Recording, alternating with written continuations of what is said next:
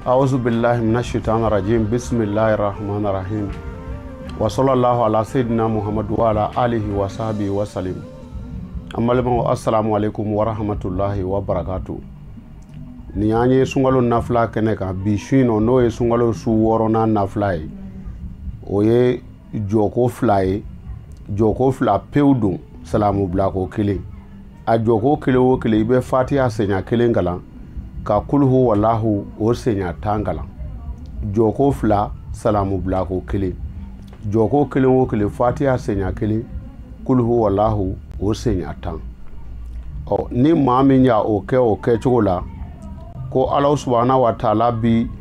seliko bakele alikaba kono seliko bakele ala bo baraje dimo lahara jodo ko ala bi nyemna ni yele kata aljina kono ina fo tleni kalo ni farale nyugona o yele nye jabe chugumna anga je anga kala nyogon fe iba fo bismillahir rahmanir rahim alhamdulillahi rabbil alamin arrahmanir rahim maliki yawmiddin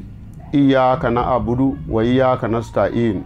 ihdina siratal mustaqim siratal ladzina an'amta alaihim ghayril maghdubi alaihim waladdallin amin.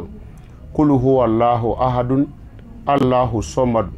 lam yalid wa lam yulad wa lam yakul lahu kufuwan ahad. O senya tan ibo kala fatiha kala ni kofe joko kelengele bela salamu blako keleno joko fla o ye sungalo su worona o nafla inshallah ala kan nafa na barka. Assalamu alaikum wa rahmatullahi wa barakatuh.